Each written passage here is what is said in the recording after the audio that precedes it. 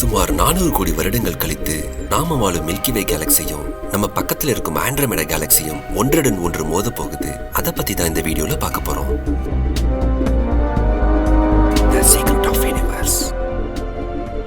பேரழகு கொண்ட கிரேக்க இளவரசி ஆண்ட்ரோமெடாவின் பெயரை கொண்டதுதான் இந்த ஆண்ட்ரோமெடா கேலக்சி. இந்த கேலக்சிய மெசியர் 31 அல்லது M31 அப்படின்னு சொல்லுவாங்க. நாம வாழும் மில்கிவே கேலக்சிக்கு மிக அருகில் உள்ள இந்த ஆண்ட்ரோமெடா கேலக்சி 1 மணி நேரத்துக்கு 4 லட்சம் கிலோமீட்டர் வேகத்துல நம்மளை நோக்கி வந்துட்டு இருக்கு. இவ்வளவு வேகமா நம்மளை நோக்கி வந்தாலும் இந்த மோதல் உடனே நடக்க போறதில்ல. ஏன்னா நம்ம கேலக்சிக்கும் ஆண்ட்ரோமெடா கேலக்சிக்கும் இடையே உள்ள தூரம் பாத்தீங்கன்னா 25 லட்சம் ஒளியாண்டுகள் இருக்கு. ஒரு ஒளியாண்டுனாலே 9,50,000 கோடி கிலோமீட்டர்னா 25 லட்சம் ஒளியாண்டுனா எவ்வளவு தூரம் இருக்கும்னு நினைச்சு பாருங்க. மணிக்கு 4 லட்சம் கிலோமீட்டர் வேகத்துல வந்தாலும் இந்த மோதல் நடக்க இன்னும் 400 கோடி வருடங்கள் ஆகும்னு சொல்றாங்க. இந்த மோதல் ஒரு நாள் 2 நாள்ல நடந்து முடிஞ்சிடாது. இது இரண்டும் மோதி ஒரே ஒரு மிகப்பெரிய கேலக்சியாக மாற 200 கோடி வருடங்கள் ஆகும்னு சொல்றாங்க. ஆக மொத்தம் 700 கோடி வருஷங்கள் கழிச்சு பார்த்தா இந்த இரண்டு கேலக்சியும் ஒரே ஒரு மிகப்பெரிய நீள்வட்ட கேலக்சியா மாறி இருக்கும்னு சொல்றாங்க. அப்போ இந்த இரண்டு கேலக்சி மோதும் போதும் அந்த கேலக்சியில இருக்க நட்சத்திரங்களுக்கும் கோள்களுக்கும் எதுவும் ஆகுமான்னு உங்களுக்கு ஒரு சந்தேகம் வரலாம். ஆனா நம்ம விஞ்ஞானிகள் சொல்றது என்னன்னா, நட்சத்திரங்களுக்கு இடையே உள்ள தூரம் அதிகமா இருக்கனால நட்சத்திரங்களுக்கும் கோள்களுக்கும் எந்தவித பாதிப்பும் அதிகமா இருக்காதுன்னு சொல்றாங்க. எடுத்துக்காட்டா நம்ம மில்கிவே கேலக்சியில மட்டுமே 40,000 கோடி நட்சத்திரங்கள் இருக்கு. ஆனா நம்ம கண்ணுக்கு தெரியற ஒரே ஒரு நட்சத்திரம் சூரியன் தான். அதே மாதிரி நம்ம சூரிய குடும்பத்துக்கு பக்கத்துல இருக்க நட்சத்திரம் பேரு ஆல்பா சென்டாரி. இது நம்ம பூமியில இருந்து 4.35 லைட் இயர் தாண்டி இருக்கு. இதை கிலோமீட்டர்ல சொல்லணும்னா 41,30,000 கோடி கிலோமீட்டர் தாண்டி இருக்கு. இதுலயே உங்களுக்கு தெரியும், நம்ம நட்சத்திரமான சூரியனுக்கு பக்கத்துல இருக்க நட்சத்திரமே 41,30,000 கோடி கிலோமீட்டர் தாண்டி இருக்குன்னா ஒவ்வொரு கேலக்சியில இருக்க நட்சத்திரங்களுக்கு இடையே உள்ள தூரம் எவ்வளவு அதிகமா இருக்கும்னு நினைச்சு பாருங்க.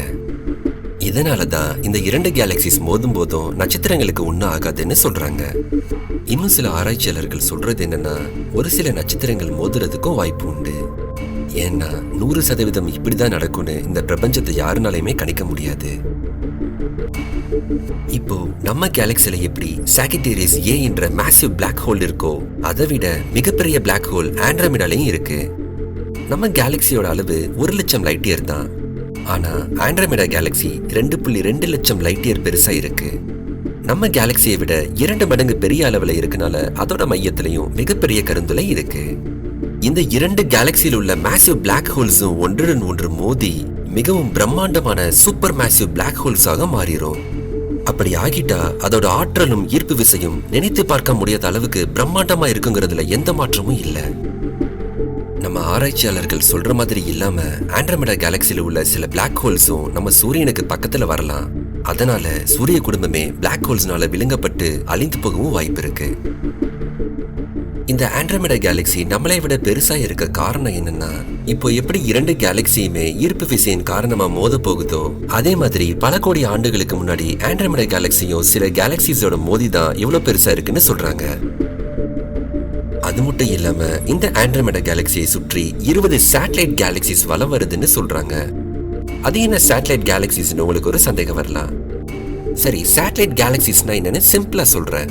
இப்போ எப்படி நம்ம பூமியை சுற்றி நிலா வருதோ, அதே மாதிரி நம்ம சூரியனை சுற்றி கோள்கள் வருதோ, அதே மாதிரி நம்ம கேலக்சியை சுத்தியும் குட்டி குட்டி கேலக்சிஸ் வலம் வரும்.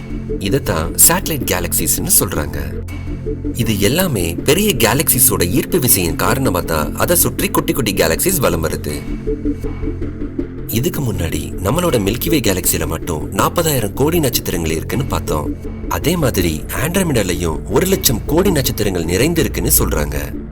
நம்ம மில்கிவே கேலக்சியை விட அளவில் பெரியதா இருக்கனால ஆண்ட்ரோமெடா கேலக்சியில நட்சத்திரங்கள் மிகவும் அதிகமா இருக்கு. நம்ம சூரியனை சுற்றி எப்படி கோள்கள் சுற்றி வருதோ, அதே மாதிரி ஆண்ட்ரோமெடால இருக்க 1 லட்சம் கோடி நட்சத்திரத்துல இருக்கிற ஒவ்வொரு நட்சத்திரத்தை சுற்றியும் பல கோள்கள் சுற்றி வருது. ஆவரேஜா ஒரு நட்சத்திரத்துக்கு 3 கோள்கள் வச்சா கூட இந்த கேலக்சியை சுற்றி 3 லட்சம் கோடி கோள்கள் இருக்கவும் வாய்ப்பு உண்டு. எப்படியும் 300 இருந்து 350 கோடி ஆண்டுகள்ல ஆண்ட்ரோமெடா கேலக்சி நம்ம கேலக்சியை நெருங்கிறோம். அப்போ இவ்வளவு பெரிய கேலக்சிய வெறும் கண்ணாலேயே பார்க்க முடியும்னா எவ்வளவு அழகா இருக்குன்னு நினைச்சு பாருங்க. இந்த 2 கேலக்சியும் மோதுறப்போ அதில் இருக்கும் ஒளிரும் நட்சத்திரங்கள் ஒன்னா சேரும்போது இப்போ இருக்கும் வானத்தை விட மிகவும் பிரகாசமாகவும் இதுவரை பார்க்காத அளவுக்கு கலர்ஃபுல்லாவும் இருக்கும்னு சொல்றாங்க.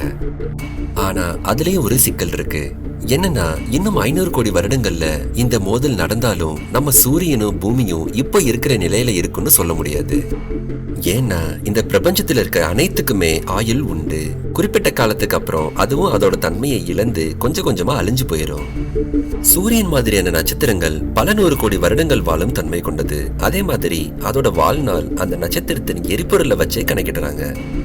இப்போ சூரியனோட உதவியால தான் நம்ம அனைவரும் வாழ்ந்துட்டு இருக்கோம். இந்த நிலையில நாம் சூரியனை கடவுளாவும் பார்க்கிறோம்.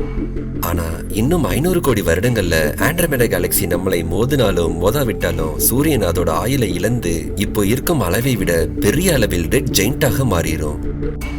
அது மட்டும் இல்லாம சூரியன் அதோட பக்கத்துல இருக்கும் மெர்க்குரி, வீனஸ், நம்ம எர்த் எல்லாத்தையுமே விழுங்க ஆரம்பிச்சிரும். அதுக்கப்புறம் சூரியன் அதோட ஆயுளை இழந்து அலையவும் ஆரம்பிச்சிரும்.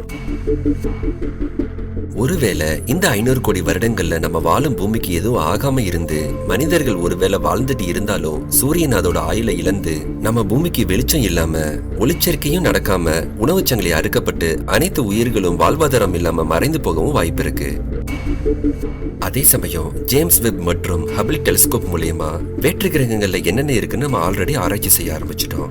ஒருவேளை நம்ம வாழ தகுதியான அனைத்து வேதிப்பொருட்களும் அந்த கிரகங்கள்ல இருந்தா நம்ம வேற்று கிரகங்களுக்கு குடியேறவும் வாய்ப்பு உண்டு. 2 கேலக்சிஸுக்கும் இப்ப தனித்தனி பேர் இருக்கு. ஆனா இது ரெண்டுமே மோதி ஒரே கேலக்சியா மாறும்போது அது என்னன்னு சொல்லி கூப்பிடுவாங்கன்னு உங்களுக்கு ஒரு சந்தேகம் வரலாம். அதுக்கு இப்போ 2 பேர் வச்சிருக்காங்க. ஒன்னு மில்கோமேடா அல்லது மில்க்ட்ரோமேடான்னு சொல்றாங்க. எனவே இந்த வீடியோ உங்களுக்கு பிடிச்சிருக்குன்னு நினைக்கிறேன். உங்களுக்கு பிடிச்சிருந்தா லைக் பண்ணுங்க, சப்ஸ்கிரைப் பண்ணுங்க, மறக்காம பெல் பட்டனை கிளிக் பண்ணிக்கோங்க. அப்பதான் நாங்க போற வீடியோஸ் உங்களை தேடி வரும். நன்றி.